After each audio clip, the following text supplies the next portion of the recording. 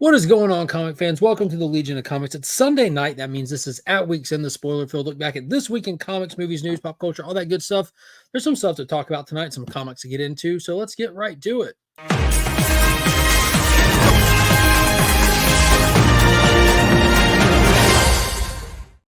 Joined as always by co-hostess with the mostest, Sector 2815. What is going on, Paul? I am doing well. How are you?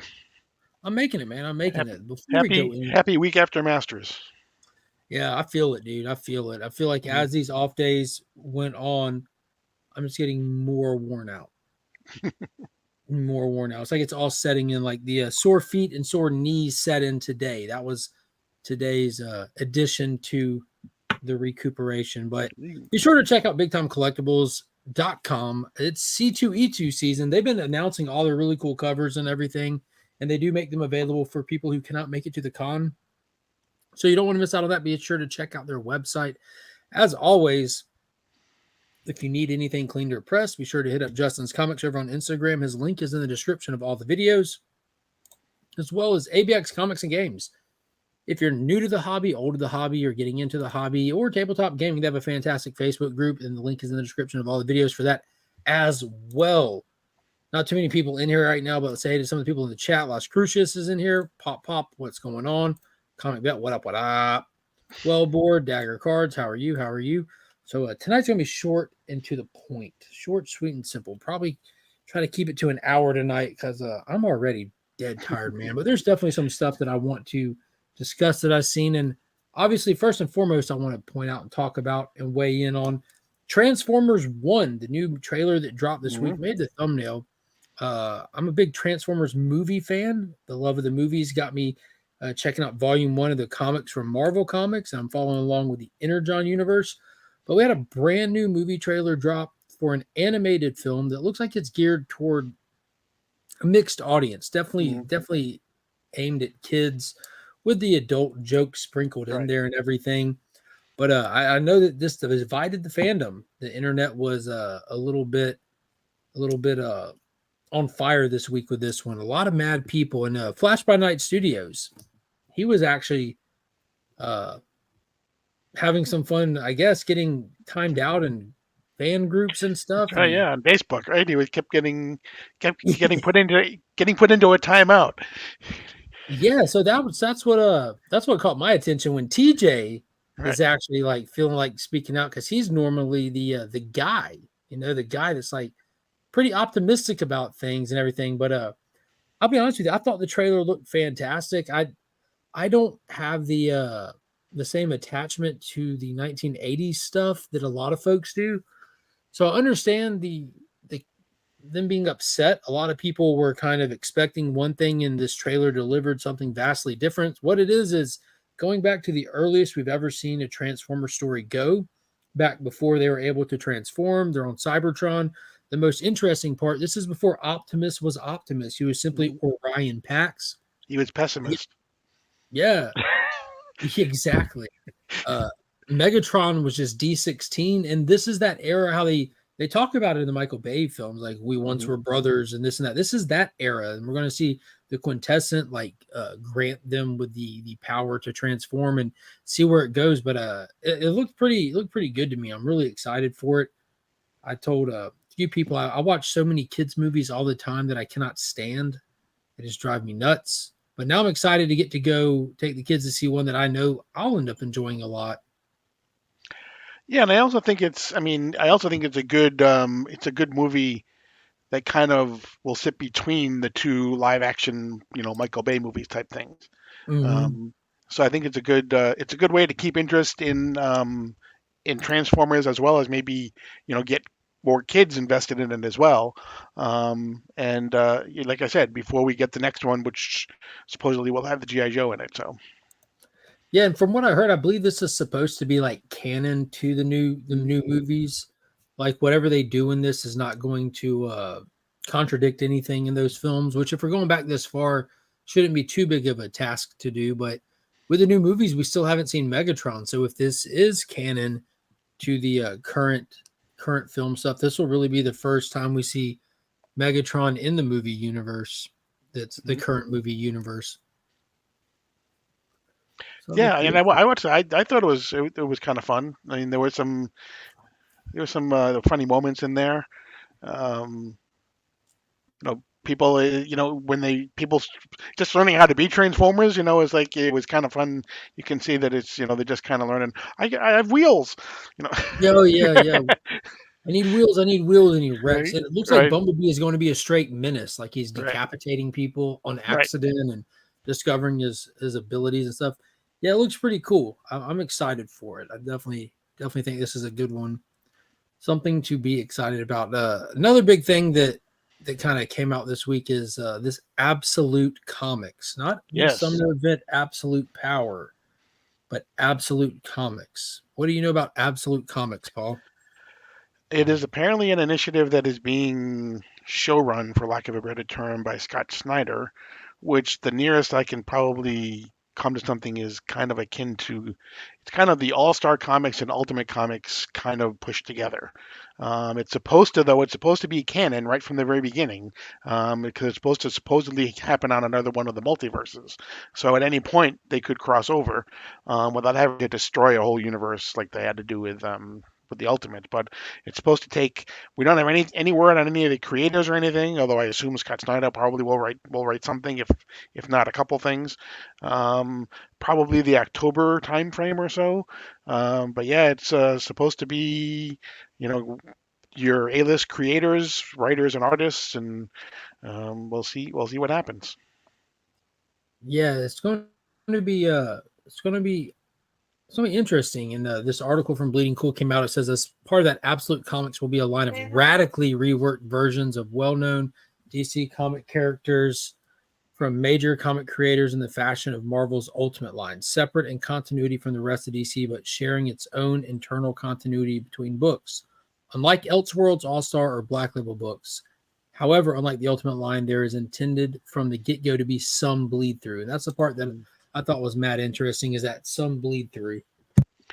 Right. Well, with the bleed through, isn't the bleed is something that's very I don't know if that was purposely done, but the bleed is something that's very familiar to people who um, are familiar with the Wildstorm universe. So I don't know. Again, I don't know if that's something that was meant to be there or not, but the bleed with the terminology that he uses was kind of interesting.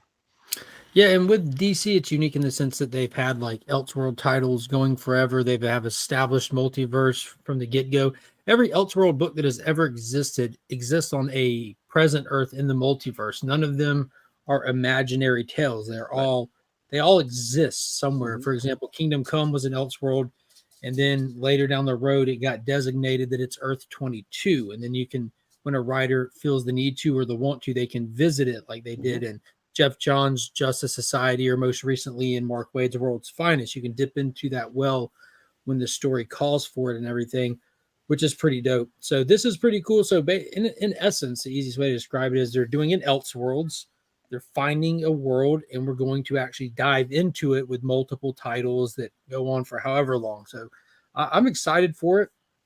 Uh, it'll be interesting to see. I'm sure, like with anything like this, there'll be some titles that really stand out that you really enjoy, and some titles that just might not be for you. You might not enjoy the reimagining, or you might love the reimagining, and everyone's mileage may vary based off the characters and your interests.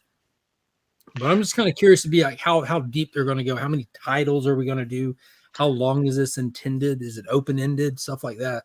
Yeah, and one of the biggest problems with the All Star, I mean, the All Star Superman was huge, but one of the problems with the All Star Batman and Robin, one of the biggest problems was the fact that it took so long for it to come out that nobody really cared about it eventually. Plus, a lot of people were fans of the story, from what I. Yeah, that first issue, man, it really left its mark, didn't it? Mhm. Yeah, I'm the GD Batman. exactly. This kid just saw his parents die. He just got kidnapped by Right, a terror from his nightmares, and it's now swearing at him in a car.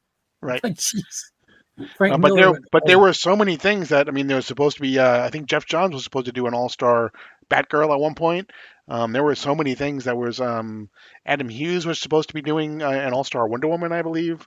There were so many things that got left by the wayside because of the train wreck that all-star Batman and Robin kind of Yeah, and caused. that was really like the blueprint to the start of a rough era when it came to editorial and releasing Right. and stuff, because that was right before New 52 really all kicked Right. off. And I don't know, they had huge ambitions and like great ideas, but it's just that was too much. So the Yeah. idea of doing this as its own universe sounds like it might be a little more promising. I'm excited to see what creators get attached to this as well. Yeah. DC Comics has a massive pool of talent right now. Hmm. Like, I hope they don't use it as a proving ground for creatives. Like, hey, you're new, try a title over here. I hope they don't do that. They hope they really spearhead it with like the best of the best that they have to really Yeah, well, get it off. one of the things that I read, one of is I'm assuming that Jason Aaron may be doing something there.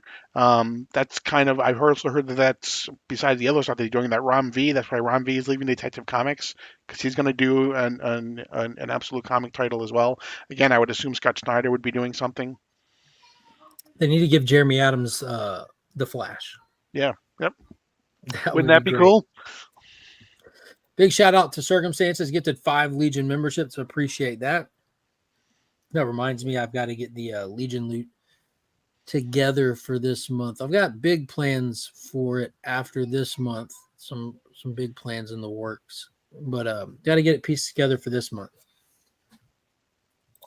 Y'all heard anything about the Nacelle universe titles coming at reimagining 80s cartoons in a shared universe? What Hmm. what were we doing last time we heard this Nacelle universe thing? What's going on with that? Is that in I the mix I've today? never heard of that. Isn't that a Star Trek thing? The nacelles are the two big things that on the Star Trek Enterprise that kind of power the Enterprise. Those are the nacelles. I think somebody was talking about this and they said Star Trek or the Biker Mice from Mars universe, something like Oh, that. I did read something about the biker mice from Mars coming back. Yeah, I don't know. I, maybe if it's in the Cell universe, maybe they can do a title that says like, "Please don't give me a red shirt" or something. Centaurs, Power Lords, stuff like that. What is going on, Mad Spidey? New DC talent used to have showcase. Yep. title for new creators to get exposure. It was called New Talent Showcase. Yeah, that's a better idea than putting new potential talent on big name books, or Right. I don't know. You put it on, even if it's not like like a Superman or Batman. You put them on something like Hawkman, and you have a lot of Hawkman fans that have been waiting for a title, and they get excited and they go read a lackluster book. They just kind of get jaded with the company. That's Yeah. always Now they kind of seem to what they do with the new talent is they kind of shoehorn them into these quarterly anthologies that they do, like one for spring, one for Christmas. One that's where all the new talent kind of does their stuff in there. pull this up. And then they also do give them those little titles a lot of the time too, Hmm. little mini series and stuff, or tie-ins to events. Hmm. They find places to put them. I saw this post on the old Instagram, and I went over and read the Screen Rant article. But Kevin Feige ordered Miss Marvel's controversial death, according to comic writer. Really? So yeah, the comic writer at the time was talking to Zeb Wells, and apparently Kevin Feige made a phone call to him, and he says, "I normally don't do this, but is there any way that you can kill off Kamala Khan and bring her back with mutant abilities to line her up with the MCU?" Which I thought was like it's really like a smoking gun to what everyone's been saying for a long time, just based off of statements that have been said over the past 10 years and stuff, where they say that they're using Marvel Comics for proving ground for the Disney movies and the MCU stuff. And we've seen Marvel Comics in modern times historically tank titles intentionally, like their X-Men line. They completely canceled Fantastic Four when they don't have the movie rights and stuff. Hmm. They try to kill the franchise altogether to take money away from it in hopes to get it back. So it was just kind of very disheartening to read that. It's Yeah, that to me is like, I mean, if I was Bob Iger and I read that, I would go to Kevin Feige and say, "What the hell are you doing? You know, your movies. You worry about movies. You know, they don't need to make everything exactly like the comics are. You know." no. And to be fair, like they haven't. So and someone in the comment section under the post said that Kevin Feige's disdain for the Inhumans needs to be studied. So apparently he's not an Inhumans fan. But yeah, just kind of heartbreaking to see that, because like I mean, how I feel about the Marvel Comics stuff, that I just It just hasn't been really resonating or hitting for a long time for me. And it seems like as more time goes by, that just kind of be like the growing sentiment. And you just kind of see this kind of stuff that has been the case. And then you see the actual comic writers coming out talking about it, like, yeah, this was not our call. We were just doing a favor for the boss, basically. And despite people saying, oh, he's the movie guy, these are comics, they have nothing to do, they clearly have a lot to do with each other. And unfortunately, it's like a trickle down effect where the movies are above it. But it was just it was an interesting and unfortunate read. Yeah, that's worrisome. Especially for the future of what they have going on, if anything. I need to pull this up before we go any farther. I do want to point everybody in the direction of what is happening this coming Wednesday at 9:30. I think I know. Yeah, there's a special anniversary episode of Guess That Key that's going down. For those that don't know, Guess That Key is a bi-weekly, how would you say it? Bi-weekly. Live comic book game show here on the YouTubes. It's on Sector 2815's YouTube channel. It's a live game show in the format of 20 questions where the panelists bring a key comic book and we all try to guess what it is. Whoever guesses it first wins. The chat does get to participate and play along live. And Paul always brings massive giveaways for each episode. Just be present for your chance to win. And in celebration with the 50th anniversary or the 50th episode, however you want to say it, the original panel is back with Jesus from Guaranteed Comics and Jake from Omega Reads, who are the two hosts of the Spec Tales podcast. And these massive giveaways here, signed Comicx ratio books, foil books, hardback Ultimate Edition of Kingdom Come, some slabs, some Peach Momoko, all that Paul is giving away this Wednesday on Guess That Key. So you want to make sure you're subbed up to Paul and you head over there and go ahead and turn on notifications for that show and be sure to check that out. You're not going to want to miss out. It's going to be a good time. Should be fun. Thank you. I appreciate that. And then the other big thing that happened this past week, Rebel Moon Part 2, The Scar Giver, released on Netflix. I did not watch it. I don't know. I talked to a couple people that have, and then a couple people that don't care. And then there's a couple people that follow my camp that they're intentionally waiting for the entire movie to release later this summer. It's projected for August release. Did you watch it? Yeah. I did not. I intend to, but I didn't get to it this weekend. Yeah, well, I intend to skip it and wait on the full release. So what we're talking about is Zack Snyder's Netflix epic sci-fi called Rebel Moon.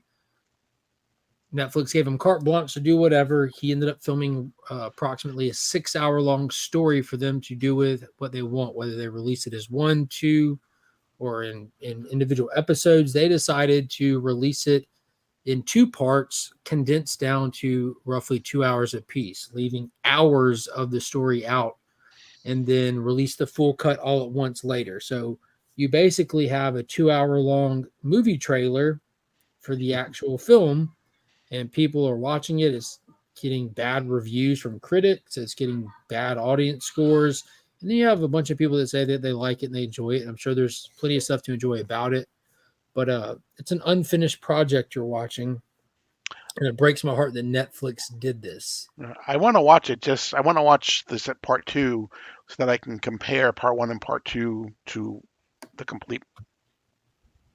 Yeah, I want to just wait and watch. I just don't want to be spoiled. I don't want the story spoiled by watching these condensed, chopped up versions.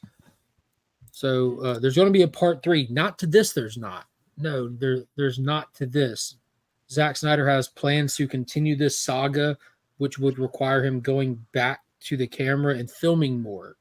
So that is what he said he can do. He said he can do 6 of these parts, which part 1 and 2 that they release is 1 part in Zack Snyder's mind. But when you watched Rebel Moon, The Scar Giver, you saw the latter half of everything that's been completed as of now. But yeah, he wants to do more. But all that they've done so far is work on it from a story standpoint. But we'll see. Hopefully they expand that world, that universe. I enjoyed part one enough, but I completely see where all the criticism for it comes, and it's completely valid. You know, you have to really be a stand for the projects and for Zack Snyder and stuff to really enjoy it to the degree that it makes it fun. Like if you're just going in kind of just flat, you're probably going to be like, "What was that? What is going on, Brian LCS? Rebel Moon was entertaining. Yeah, I want it to be epic, though. I want it to be amazing. I want it to be good. Because I think it is if you actually see the whole thing, probably. Yeah, I don't know. That first one, dude, I like that stuff. Like, that's his artistic style with the slow mo. And that's like Hmm. saying, the Joaquin Phoenix Joker would be 30 minutes shorter if you take out the slow mo dancing and stuff like that. Part of it is literally just intentional artistic decision for scenes and stuff. Right. I am now halfway through Fallout. I'm trying to take it a little bit at a time, so I really enjoy it. What part are you up to? Um, she just got captured by the two guys that were in the supermarket, and Yeah, then she managed to get away, and all the ghouls came out, and she killed the ghouls, and then um, the the one ghoul, the cowboy there, sat down and started watching his movie again, yeah, that was and a that was pretty pretty much cool scene. yeah, Her eternal optimism almost got her killed. Let them out too. Like, yeah, but right, not them. yeah, Those ones you don't want to let out. Pops just finished episode 4. Yeah, I enjoyed Fallout pretty well, pretty well. Walton Goggins' character is fantastic. yeah. The ghoul. Hmm. Let's see. Big news this week. Pa Kent was cast. Yes, and Ma Kent supposedly.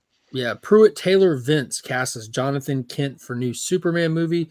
What I recognize him from is, and oddly enough, John Constantine's or Keanu Reeves' John Constantine movie. He played the priest that was his friend that drank himself to death in the supermarket. Oh, That's how far back I had to go to find a movie that I recognized him from. He doesn't work much. He doesn't work often, and he hasn't worked in a while. He's a good actor, but I don't visually see the Pa Kent thing with this guy.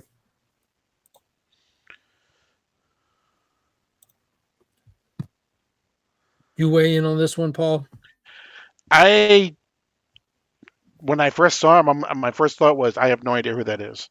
Um, and now that As you did say that, everyone else on the yeah, planet.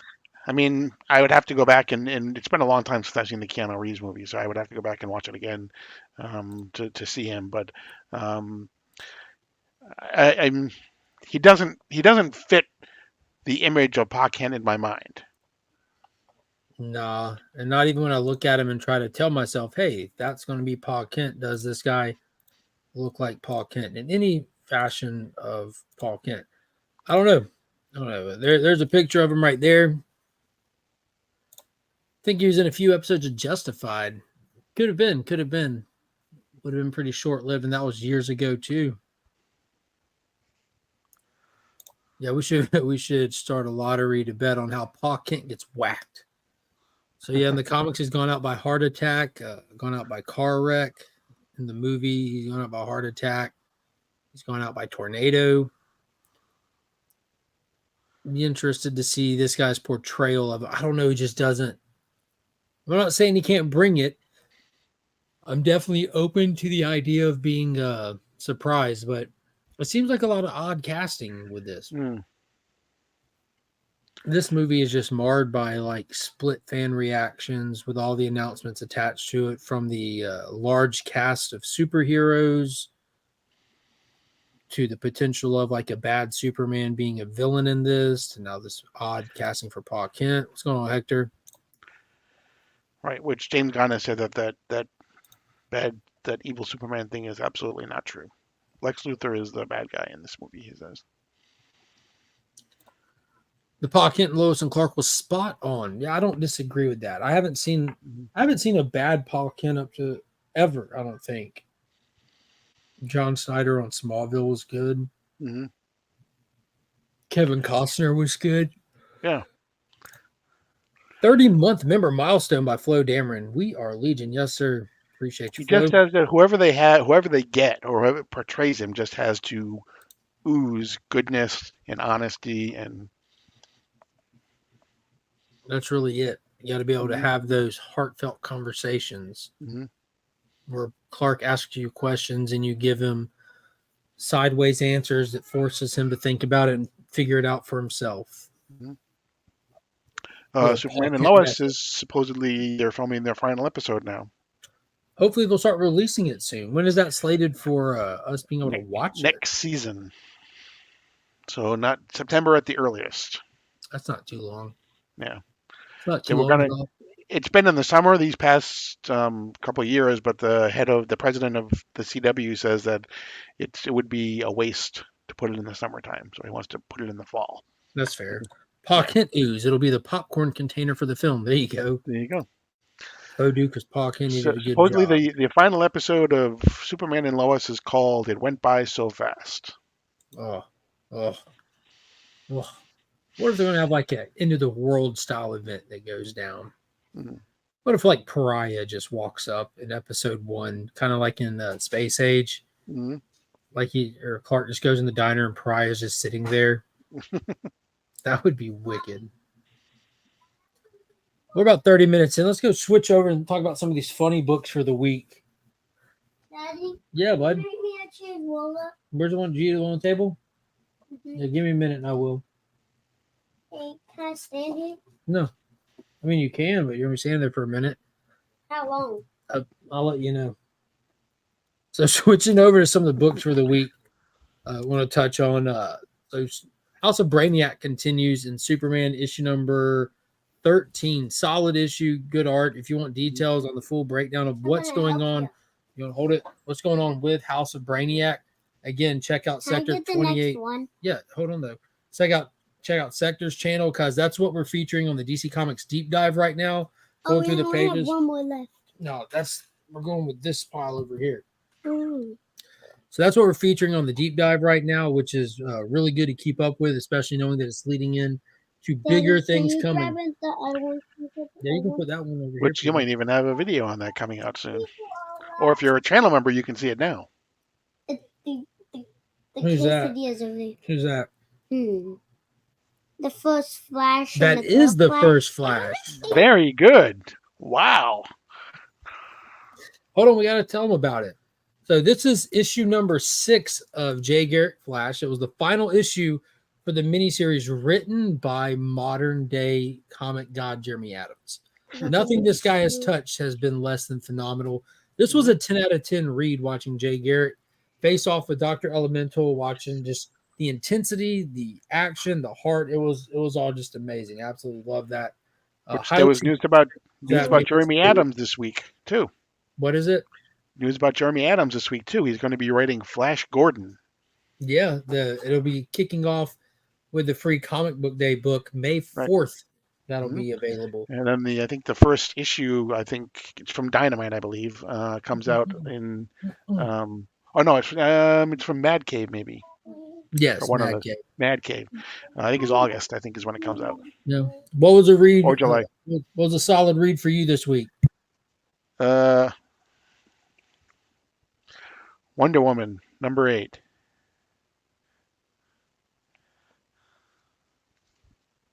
What do you think?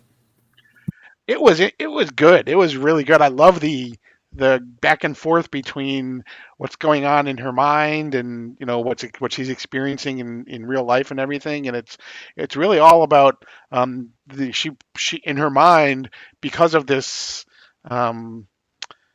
this rope that she has, that the Sovereign has bound her with, basically makes her submissive. And so she has she's married to Steve Trevor. She's very submissive to him. He treats her like crap. But she, all the while interspersed with, there are phrases from the, verses from the Bible. Scripture, the classic villain trope of taking the Bible and trying to twist it to your wicked ways. Right. That says how a woman should act and everything like that. And it's basically her finally, because of her seeing her mother in her dream or whatever you want to call it, for lack of a better term, who basically says, look, I told you you couldn't be one. I told you you couldn't leave the island. I told you you couldn't do this. I told you all these things. You did them anyway. If you say you can't break free, that's just another thing that you say you can't do, but you can do it anyway. And she Why do does it you anyway. believe that? Right? Exactly. Why do you believe that? Yeah, and it was the lasso of lies, which is the first Right. time we actually get to see it in action. It was first introduced to us in the that first backup story in Wonder Woman 800 when we were introduced to Trinity and saw that there were 3 lassos. So we finally get to. We don't know its origin or where it came from, but we found out that the Sovereign was in possession of it and using it on Wonder Woman. Yeah. So I thought it was written really well. I also like the scene with Sarge Steel and Oh my god! and Diana's friends, and it's like, how tall are you? 6 feet. 5'11". Way off. Yeah. Yeah, they're torturing in a teasing way Sarge Steel just by shooting a bow and arrow at an apple on his head blindfolded till he tells them where Wonder Woman is being held. Mm-hmm. And the backup story was fun too. It was kind of a take on the the butterfly effect type of a thing. So it was really good, and it's funny because every single time something could change, you would see that John and Damien and the present would change as well into Every something different. panel, Yeah. even a Joaquin Phoenix Joker Easter egg Yep. in there. Yep. Yep. That's some cool stuff. Another solid one this week was Ghost Rider Final Vengeance #2, where the issue 1 was kind of I would call it a letdown because it didn't really do anything to the last page where the Spirit finally made it to the Hood. We get to see the Hood in action in this one, kind of going around being the terror that he is. And we also checked in with Johnny Blaze, who we last saw where the Spirit left him high and dry facing off with a monster in a cave. But we had some backup arrive to potentially save Johnny. It looks like Johnny's going to be using no powers whatsoever to track down and get the Spirit of Vengeance back. I'm not sure how long this Final Vengeance run is meant to last, but I'm excited for it. I'm glad that Benjamin Percy is still on it, and I expect it to be solid. Everything that he's done Ghost Rider so far has been solid, so let's keep that ball rolling. Mm-hmm. Let's see what I don't think you're not getting this right, but are you reading it? Tell me about it. This is number 113 or Legacy number 300. Oh, that's for the big Nightwing. issue. Yeah. And it's kind of funny because it also within the story it's Nightwing's birthday, so they have that as well. But he's also getting the key to the city, Bloodhaven, because of everything that he's done with Alfred Pennyworth's money. But one of the things he starts off at the very beginning says, people have this misunderstanding, and I can understand why that I enjoy the spotlight.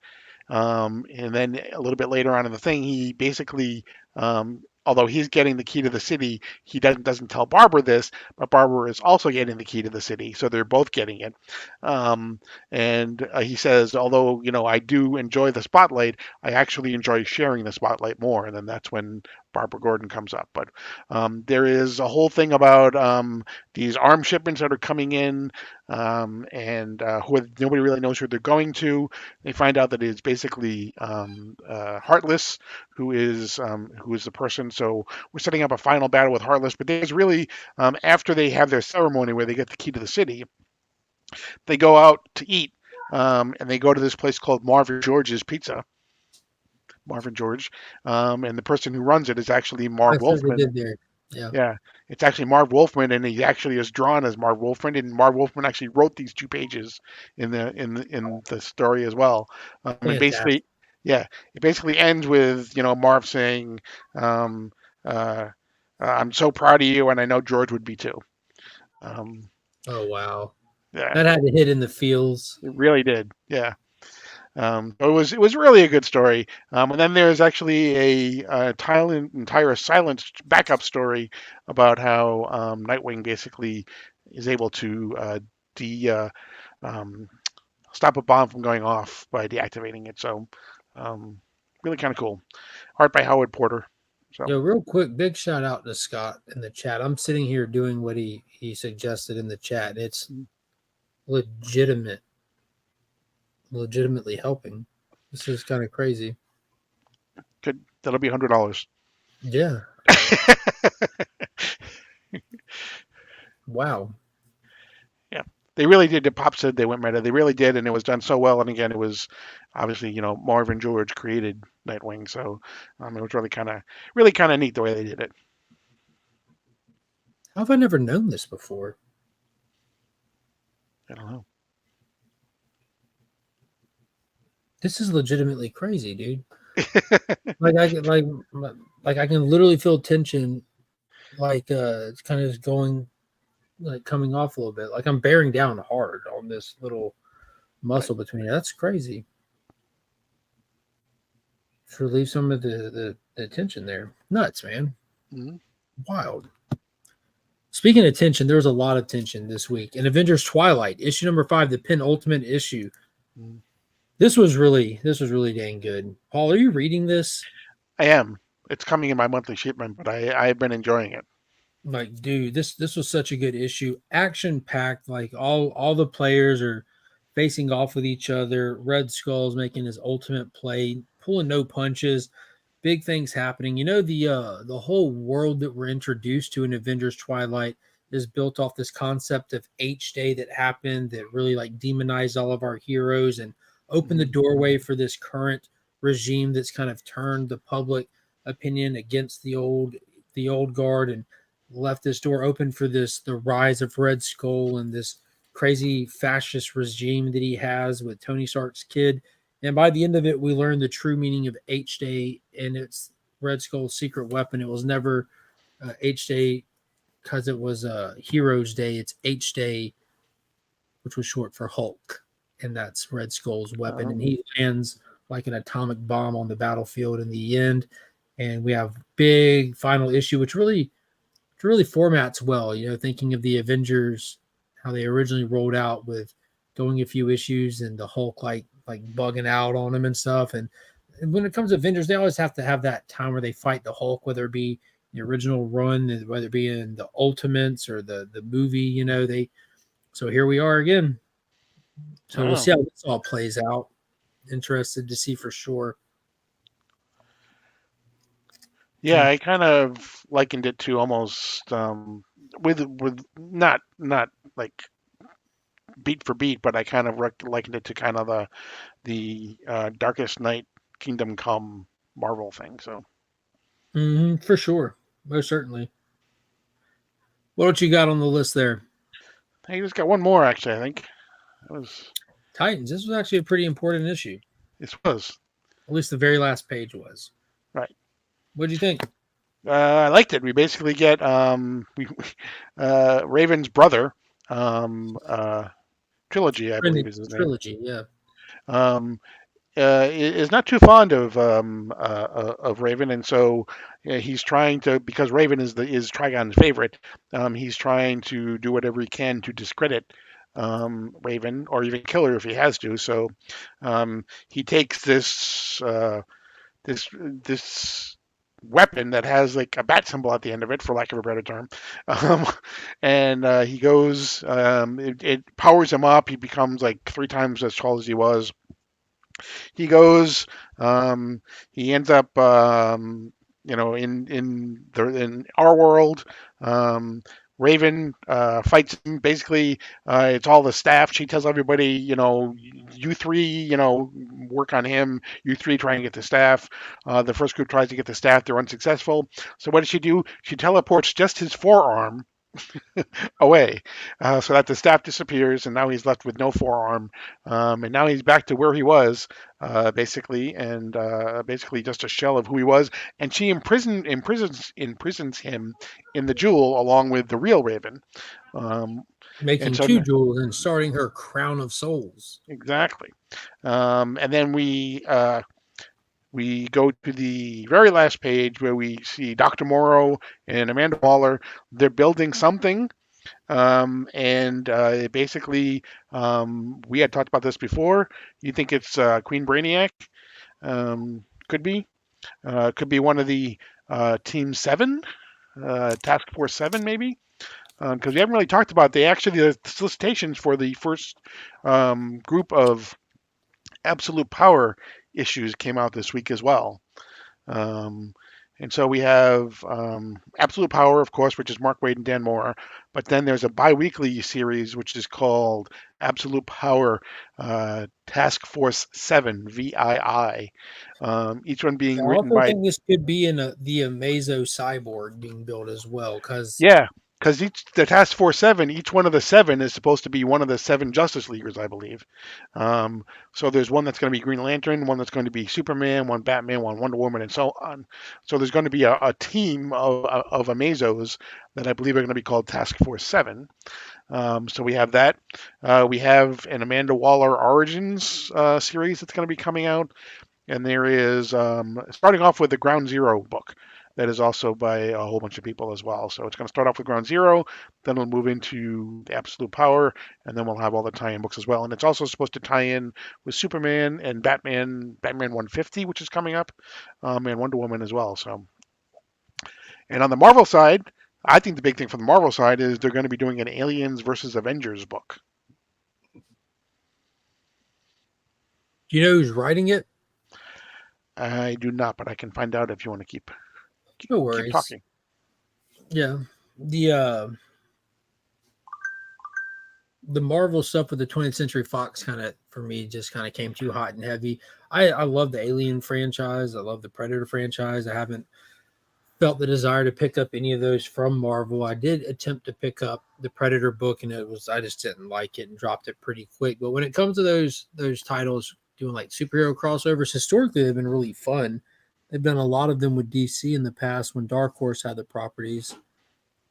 But kind of interested to see how it plays out with the Marvel stuff. It's everyone's friend.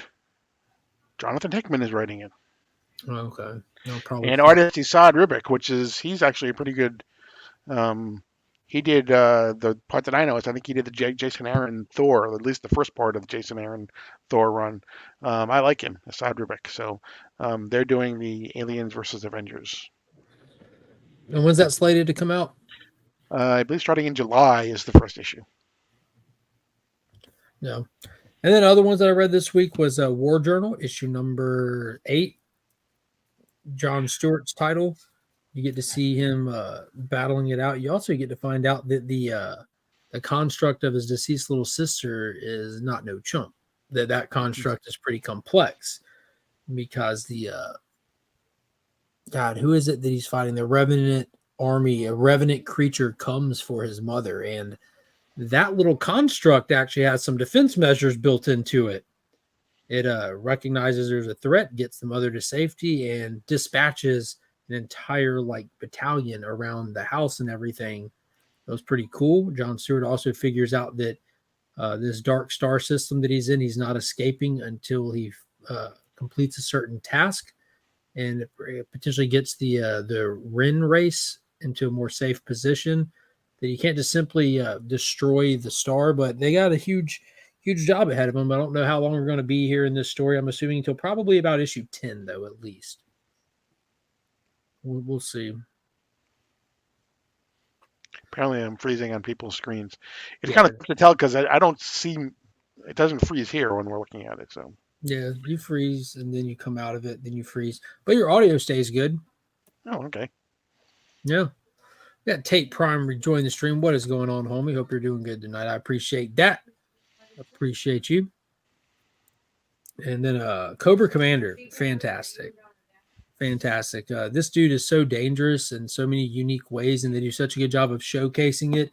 In this issue, he's tracked down the source of the energon that he was looking for. He found it. He also found a scientist here on Earth who has found a way to pretty much step on energon and reproduce it, not in its purest form, but in a form that gives it enough juice to fuel weaponry and stuff, pretty much giving us the source of Cobra's high-tech weapon stuff. But before Cobra ever has it, Mars Industries has it, and that's who this little villainous swamp family that's running all this energon through the swamp is working for. Mars Industries was the big reveal. So it's kind of just setting up and leading into the next miniseries, which is going to be Destro.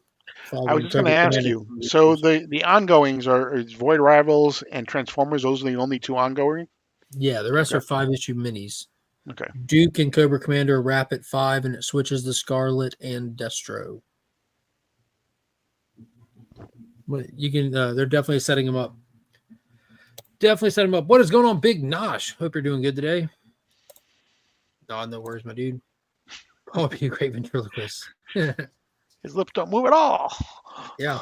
And then the last one I have was World's Finest, issue number 26. It's pretty much the battle for the ninth dimension here.